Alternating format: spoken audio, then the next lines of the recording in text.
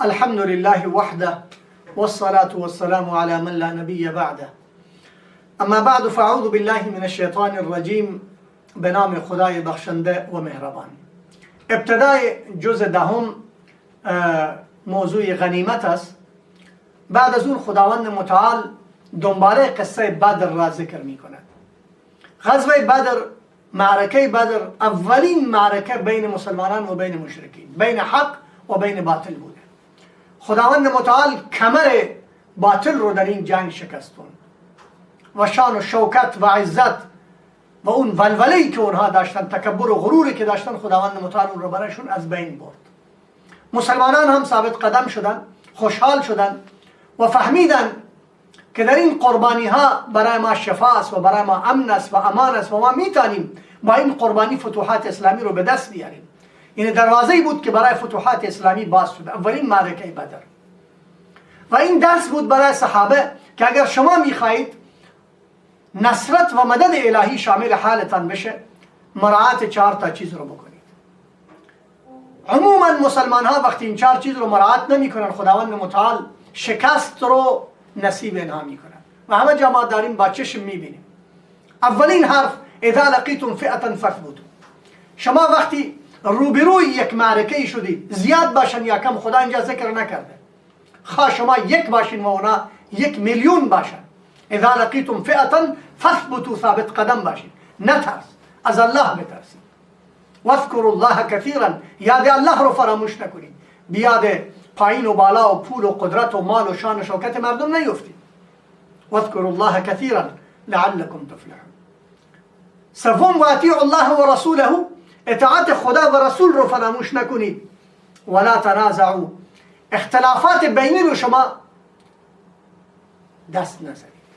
هر زمانی که مسلمان شکار اختلافات ذات البین شد، اون موقع نصرت و مدد خداوند متعال فوراً پرواز میکنه. خدا مسلمانها را حواله دیگران میکند یا حواله اون سگانی میکند که اونا سگای خدا هستن، بیان و این مسلمانها رو عذاب بدن تا برگردن به اصل خودشون، به وحدت و اعتصام بحبل الله و اعتصموا بحبل الله جمیعا ولا تفرقوا نکنید. و همچنان زمانی که حالات ناگوار و حالات درستی جلوی شما نبود، آن موقع صبر بکنید. صبر بکنید و استقامت بکنید. لا تولوا الادبار، فرار نکنید، معرکه رو نگذارید. این هست نشانی های نصرت و خداوند متعال. غرور و تکبر را بگذارید، خشوع و خضوع و تواضع در نزد خداوند متعال، این سربلندی است برای ما. بعد از این خداوند متعال ذکر صلح و فدیه را می کند. کسانی که تعدادی کشته شدن و تعدادی گرفتار شدن، در مقابل اونها فدیه رسول الله صلی الله علیه و گرفت و اونها را رها کرد که قصهش در اینجا ذکر شده. و همچنان اخوت اسلامی ذکر شده که شما باید با هم برادر باشید. مهاجر و انصار بودن، شما باید یکی باشید، قربانی بدید هم دیگر را، مال خرج کنید و اونایی که انصار هستند بر مهاجرین خرج کنند و کمک کنند که دلها یکی می شود و فتنه ها از بین می رود، تألیف القلوب پیدا می شود. و بعد از اون خداوند متعال شان پیغمبر شفیق و رحیم را بیان می کند که چقدر بر سر شما مهربان و چقدر همدرد است با شما و دلسوزی دارد با یاران مؤمنش. بعد از این خداوند متعال سوره توبه را آغاز می کند.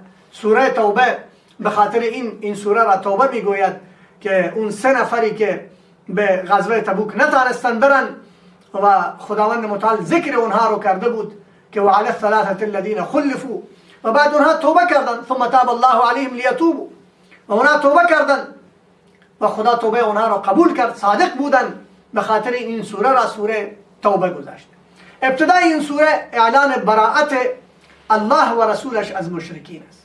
بعد از اون خداوند متعال غزوه حنین را که درسی بود برای مسلمانان، وقتی مسلمانان 14,000 نفر بیرون شدن در مقابل مشرکین و اونا یقین داشتن که ما حالا مشرکین را از بین میبریم و کفار را از بین میبریم و اونایی که با قدرت و شان و شوکتشون اومدن شوکتشان را حالا میشکنیم، چون ما در غزوات دیگر کم بودیم، تعدادمون کم بوده. حالا الحمدلله وضعیت خوب است و مسلمانان هم خیلی زیاد هستند. قرآن فقط یک جمله را ذکر کرده، اذ اعجبتکم کثرتکم.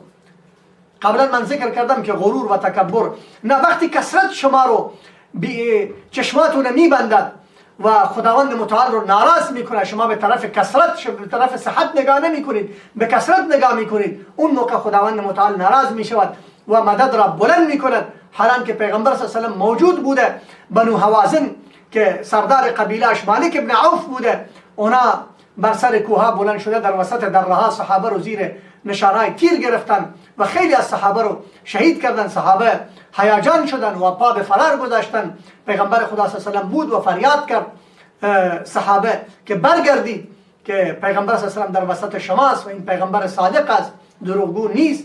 تا اینکه صحابه برگشتن و خداوند متعال برای اینها دوباره فتح داد.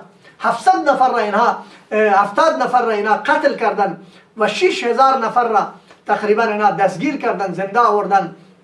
این فضل و کرم الله جل شانه بود و درسی بود برای صحابه.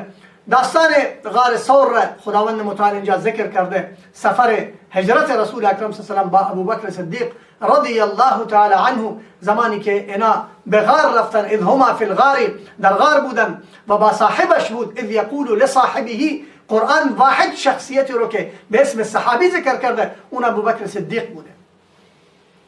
یعنی این متفق است نزد اهل سنت و الجماعت که کسی از صحابیت ابوبکر صدیق انکار بکند اون از دایره اسلام خارج میشه، به خاطر اینکه صحابیتش از قرآن ثابته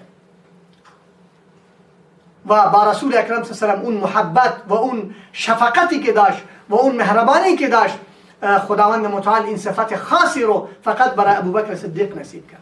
حکم جهاد با مشرکین و احکام جهاد اینجا بیان می شود و بعد دنباله غزوه تبوک را که قبلا براتون ذکر کردم این ذکر میشه که اینجا مشورت علنی شد که رسول اکرم صلی الله علیه و سلم با صحابه علنی مشورت کرد که به کدوم سمت اینا میخوان بروند و مرتب اینها پیغمبر صلی الله علیه و سلم از صحابه یعنی جمعوری مال کرد و جمعوری پول کرد، یعنی چنده خواست از صحابه و این صدقه و از صحابه خواستن تنها در این غزوه بوده که با جرأت و با ترغیب دادن رسول اکرم صلی الله علیه و سلم صدا کرد و همچنان منافقین خود رو باز کشیدن. خداوند متعال این منافقین رو اونجا معلوم کرد، اونا باز ماندن و 3 نفر دیگری هم که از صحابه اونا عذر داشتن به خاطر اینکه مال خودشون رو دیدن یا پختن مالها رو دیدن که خرماهای ما رسیده است یا مشکلات دیگر داشتن، به خاطر اون موندن و بعد از اون خداوند متعال ذکر قصه اینها رو میکند که اینها صادق بودن و مخلص بودن،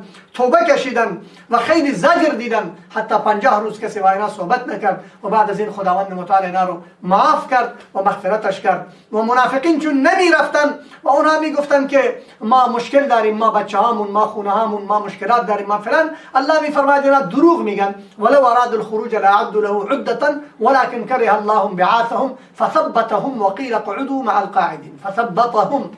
اینا رو خداوند متعال گفتن که شما با زنا بشینید، شما غیرت این رو ندارید که شما برید قربانی بدید در راه الله. این کار بی غیرتان نیست، کار انسانای با غیرت است، انسانای با شجاع است. بعد انسان منافق که این کار رو نمیتونه بکنه.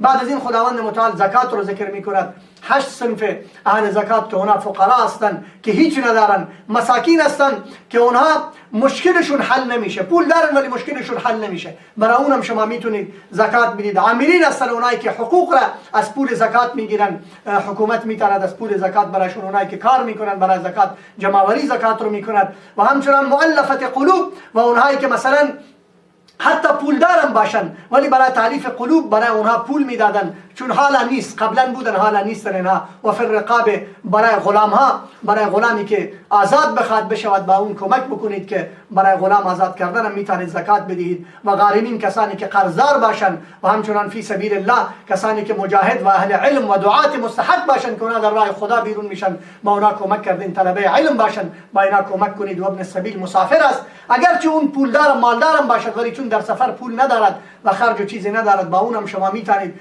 کمک بکنید. این خیلی مهم است این مسائل زکات رو بفهمیم و این ماه مبارک زکاتی بر سر ما نماند، حق خدا را بدهیم تا این برگردن ما مار و اژدهار نشود و روز قیامت ما رو ذلیل و خوار پیش الله جلو نکند. خداوند متعال به ما توفیق عمل بدهد و ما را از انسانان مخلص و انسانان دعات و انسانان مجاهد و انسانانی که در راه خدا قربانی میدهند و برای الله قربان میشن دنیا بگرداند. السلام علیکم و رحمت الله و برکاته.